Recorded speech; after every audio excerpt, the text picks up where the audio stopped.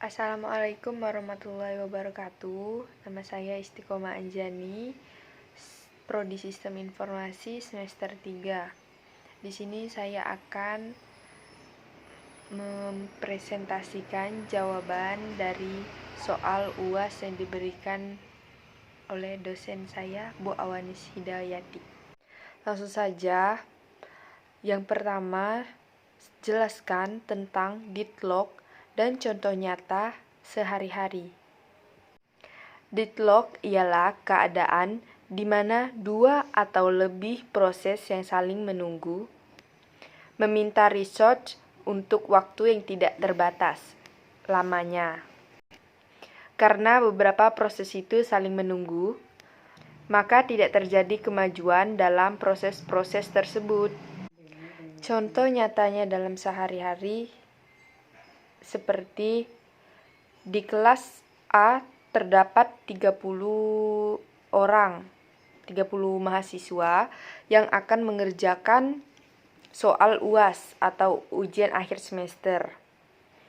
Dan soal UAS itu ternyata esai dan harus ditulis tangan. Tetapi di dalam kelas itu hanya terdapat 1 buah pulpen. Dan tidak ada yang mau mengalah dan tidak ada yang mau memberikan kesempatan kepada orang lain. Jadi, pengerjaan soal UAS itu tidak akan terjadi karena tidak ada yang mau memberikan kesempatan atau mengalah. Soal kedua, jelaskan metode-metode penanganan deadlock. Contoh pertama ialah pengabaian. Maksud dari pengabaian ini ialah sistem mengabaikan terjadinya deadlock dan pura-pura tidak tahu kalau deadlock sedang terjadi. Contoh kedua ialah pencegahan. Penanganan ini adalah dengan mencegah terjadinya karakteristik deadlock. Dan penanganan ini dilaksanakan pada saat deadlock belum terjadi. Yang ketiga ialah penghindaran. Bagian yang perlu diketahui oleh pembaca ialah bahwa antara pencegahan dan penghindaran adalah suatu hal yang berbeda. Penghindaran ialah memprediksi apakah tindakan yang diambil sistem dalam kaitannya meminta proses akan sumber daya dapat mengakibatkan terjadinya deadlock. Yang keempat, pendeteksian dan pemulihan. Tindakan tersebut dengan mendeteksi adanya deadlock dan memulihkan kembalinya sistem.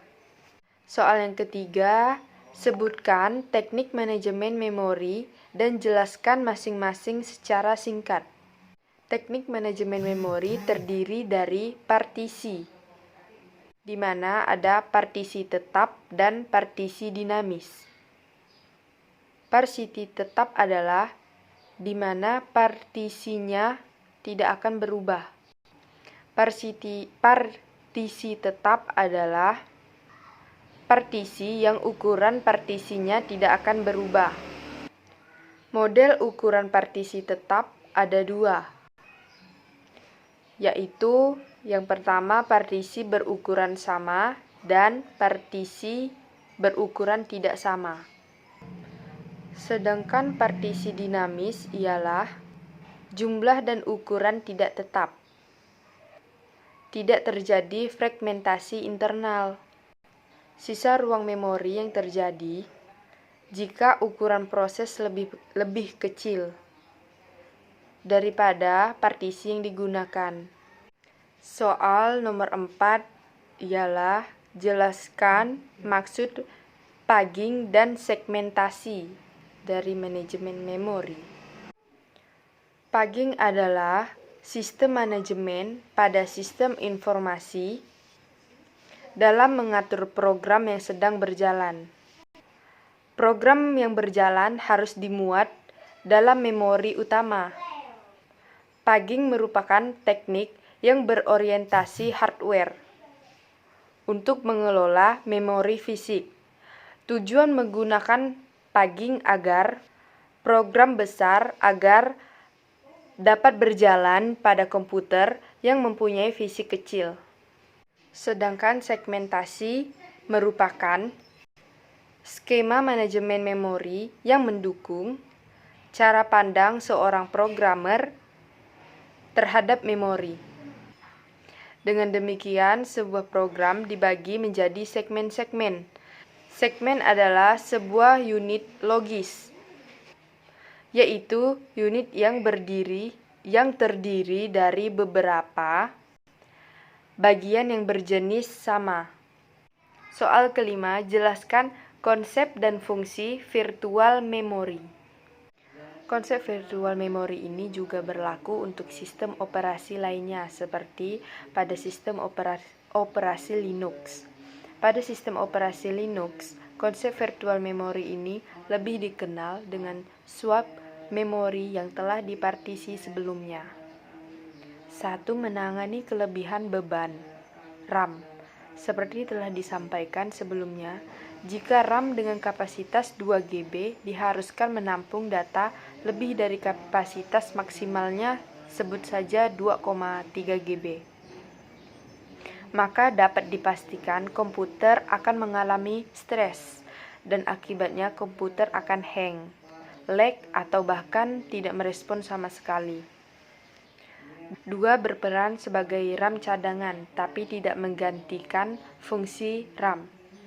Secara umum, RAM berfungsi menyimpan data yang akan diproses oleh prosesor atau data dari aktivitas yang sedang berjalan.